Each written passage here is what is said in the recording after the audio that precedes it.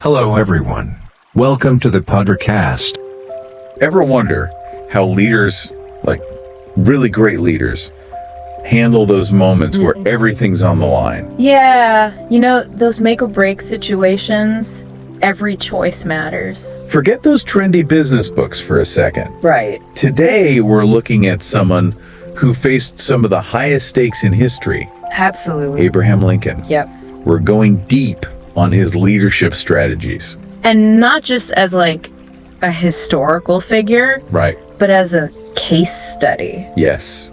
A case study in how to lead when everything's uncertain. Exactly. And it's amazing how relevant these lessons are, even today, For all of us. no matter what you're dealing with. So, our guide for this deep dive Yeah. is Donald T. Phillips's book, Lincoln on Leadership. Great book. This isn't just like a straight history book, though. No. It links Lincoln's decisions during the Civil War Yeah. to leadership challenges today. And it gets past all the myths and legends. Yeah, all the stories. And focuses on what made him so effective. So you're going to get a shortcut to understanding what made Lincoln such a strong leader, Exactly. and then how to apply those same principles to your own life. That's the goal. So, some of the things we'll cover. Okay, yeah. We're going to look at how hands-on Lincoln was. Like, you'll be surprised how involved he got. Oh, yeah. We'll also talk about his communication skills. Uh-huh. He was amazing. Yeah. And that includes knowing when not to say anything. The power of silence. Exactly. Yeah. And then there's his process for making decisions. Yeah. Really careful and deliberate. Makes sense. And we'll just talk about his approach to building his team and how he was always looking for new ideas. Oh, interesting. So be ready for some insights. Okay. That might change how you think about leadership. Let's do it. Okay, so first up, Yeah. the power of engagement. Right. Lincoln was incredibly proactive in connecting with people. All levels. Yes, every level. The book really emphasizes that. It's kind of hard to believe when you think about what he was dealing with. Yeah. With the Civil War raging. Exactly. But Lincoln, he personally inspected every state regiment that came through Washington. Wow. I mean, imagine the time commitment. Yeah, as president during the Civil War. Exactly. But he saw it as essential. Connect with his soldiers.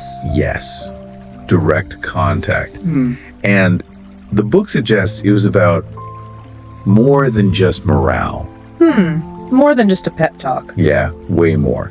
He wanted to communicate his vision directly to the people fighting for it. Oh, interesting. So he couldn't delegate that. Not at all. And it wasn't just showing up, right? Right. It was the why. Exactly. He was gathering information. Yes. Firsthand. Firsthand, understanding the troops' needs, their morale, Directly from the source. without the filter of reports or advisors. Yeah, like bypassing all the bureaucracy. Exactly. So he could really understand what was happening. Yes. And it wasn't just the soldiers. He also had these constant meetings with his cabinet members, Cabinet meetings, yeah. but not just the formal ones. Oh, so like informal check-ins. Right. He really sought them out. Is proactive. Very much so. In the book, they say about 75% of his time was spent meeting with people Wow. That's a lot. across the administration. Yeah. Think about that.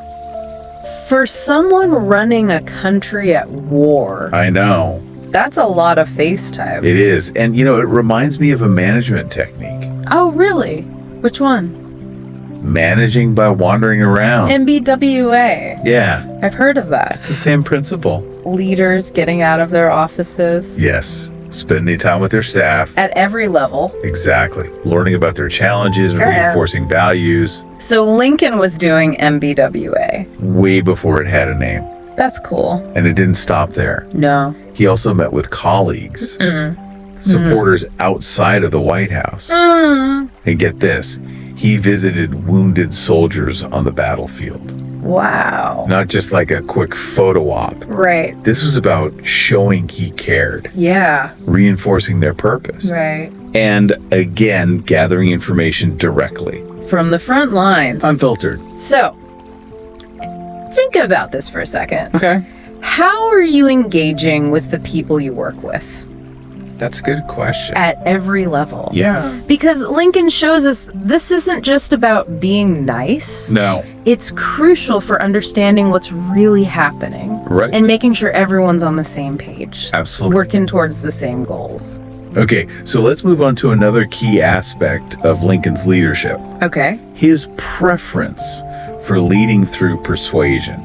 Interesting. Instead of just giving orders. Yeah. He believed in the power of his words and ideas. It's pretty remarkable.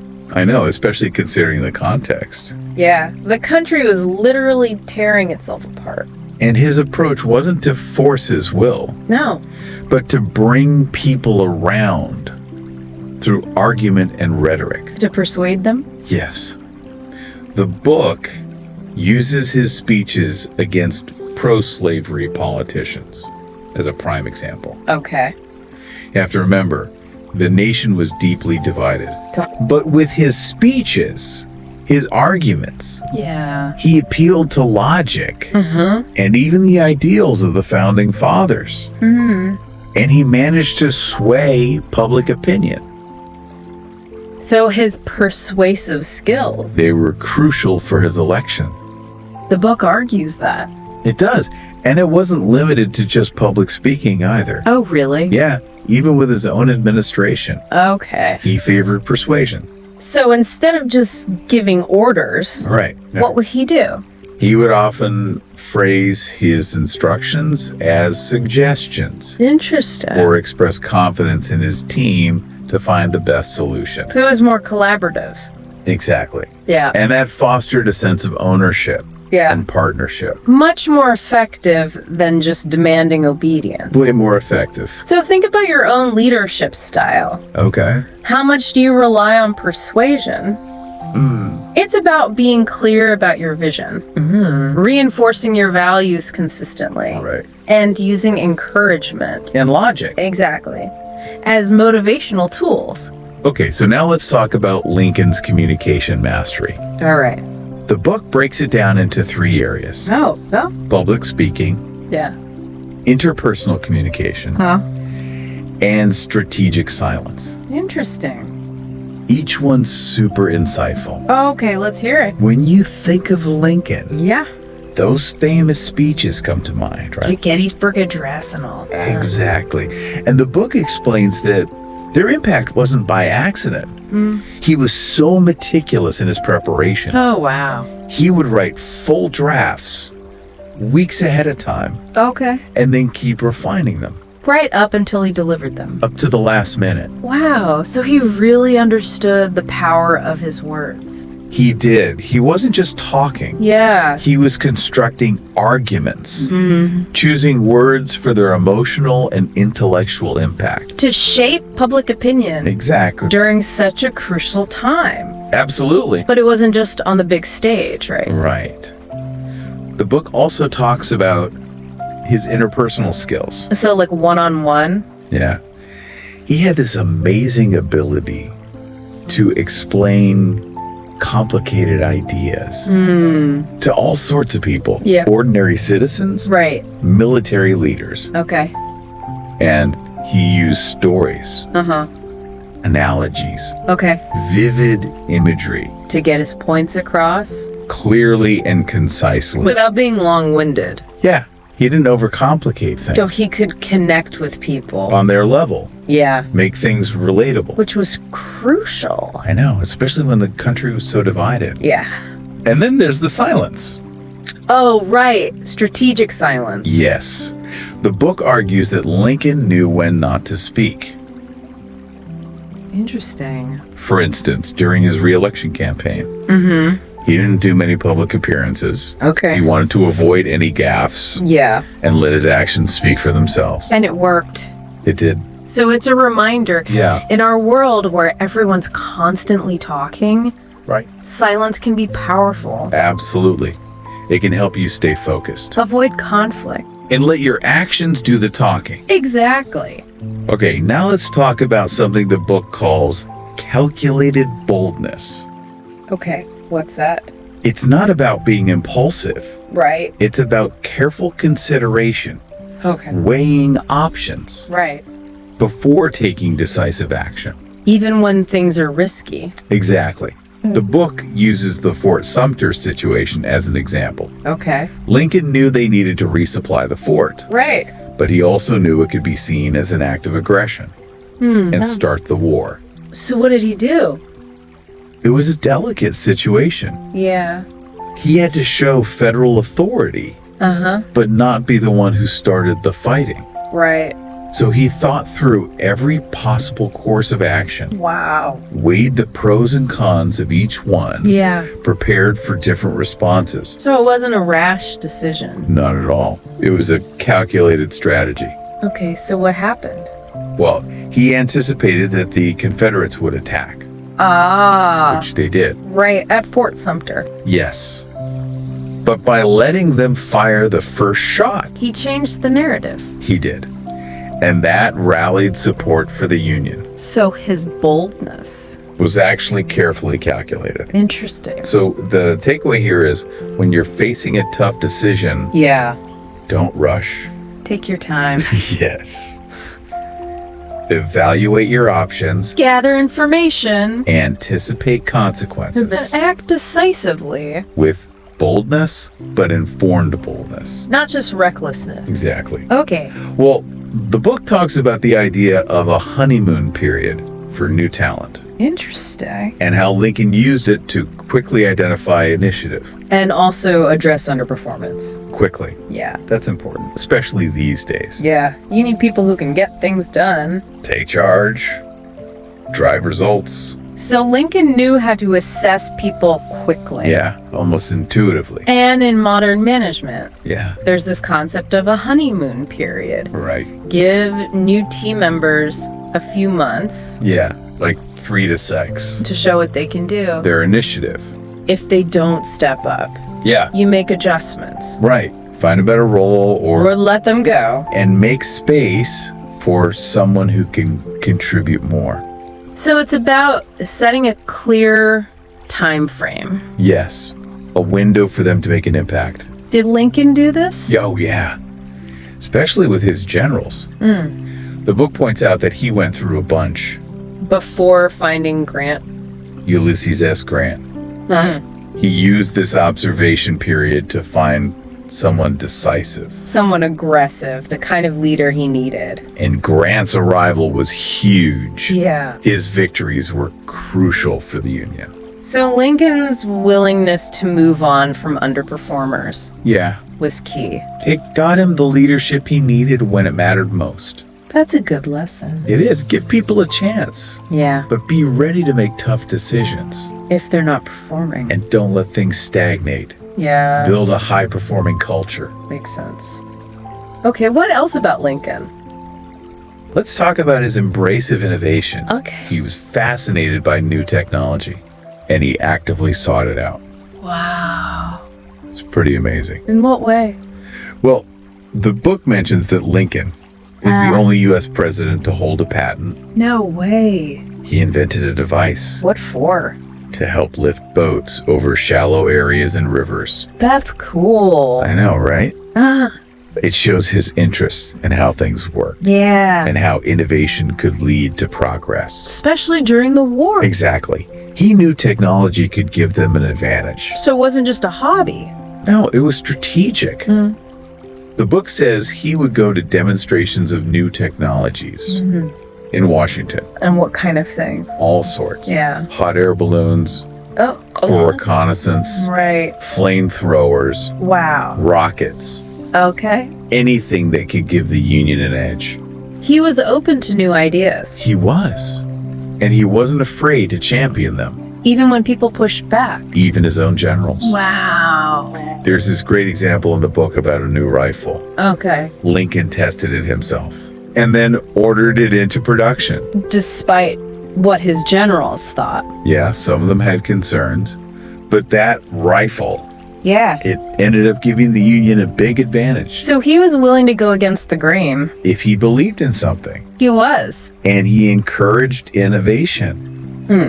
He would hold open meetings Okay. for inventors and businessmen. To present their ideas. Yes. Yes. For how technology could help the war effort. So he created a direct channel. Yeah. For new ideas to reach the top. So for our listener, Yeah. the takeaway is be open to new ideas. In your field, Yes. To stay competitive. you need to embrace innovation. Even encourage it. Yes. Okay, now let's talk about something a bit more nuanced. Okay. The balance between change and stability. Right. The book says good leaders have to manage both. Which can be tough, Yeah. especially nowadays Yeah. with technology evolving so fast, markets changing, Yeah. customers wanting new things So you have to adapt. constantly. But too much change Yeah. can burn people out It can. and create resistance. So what's the solution? Well, the book suggests creating a solid foundation of consistency, clear expectations for how people should perform, Yeah. well-defined processes, a consistent set of values. Yeah. So when people feel secure in those things, Yeah. they're more likely to embrace change. Makes sense. And Lincoln's a great example. How so? I mean, think about the changes during the Civil War, Yeah, it was a huge upheaval. abolishing slavery, Right. transforming the government. Completely reshaping the country. But even with all that going on, Yeah. Lincoln remained consistent in his leadership. Okay. His principles for evaluating people, Right. making decisions, Yeah. they stay the same. So he provided consistency Yes, while also implementing huge changes. exactly. His team understood his principles. Even though everything around them was changing. That's powerful. It is. So for you listening, Yeah. think about how you can create a stable foundation Within your team. or your organization Right. so that you can implement necessary changes. Without overwhelming people. Exactly. Okay, let's wrap up with one more thing. Okay. This one might surprise you. Forgiveness. Forgiveness. Yeah. The book argues that Lincoln's willingness to forgive was key to building trust and Ancient. fostering reconciliation. During the Civil War. Yes. That's pretty amazing. The book says that desertion in the Union Army Yeah. was punishable by death. Wow. But Lincoln pardoned many soldiers. Young men who were scared or exhausted. Right. He showed incredible compassion. He did. He granted more pardons than any other president. So he was willing to forgive human weakness. Yes. And it impacted his generals. How so? Knowing he would forgive honest mistakes, Yeah. they were more likely to take risks. Try bold strategies. Exactly. Yeah. And the book even says that Lincoln would take the blame. For military setbacks. Yes. To shield his commanders. Wow. And this forgiveness wasn't just for his own side. No. The book says that towards the end of the war, Yeah. Confederate leaders were worried about retribution. Right. But Lincoln reassured them He did. if they pledged loyalty, they would be safe. So that helped heal the country. It did. After the war. So even in a situation like the Civil War, Yeah. forgiveness was important. It was. So for our listeners, think about that. Okay. How can you use forgiveness? To build trust Encourage innovation. and reconcile differences. Yeah. Okay, so as we wrap up this deep dive into Lincoln's leadership, Yeah. let's recap the main points. Right. The power of being proactive, Engaging with people. leading through persuasion, Mastering communication. including when to be silent, Yes. Making calculated decisions. identifying and nurturing talent, Embracing innovation. balancing change with stability. And the power of forgiveness. These aren't just history lessons. Right. They apply to any leadership challenge. You might face. Absolutely. So if you understand and use these principles You can become a more effective leader. in your work and personal life, Lincoln's wisdom is timeless. it is. So here's a question for you to ponder. Okay. Based on what we've discussed about Lincoln, Yeah. What's one thing you could start doing differently? Right now. Yes, to make a positive change. That's a good question. Really think about that. Take some time with it. We've only scratched the surface of the book. Lincoln on Leadership. If you're interested, definitely check it out. Lots of great insights in there. And that's it for our deep dive today. Yeah. We hope you found it valuable. And thought-provoking. Until next time. Keep learning and keep leading.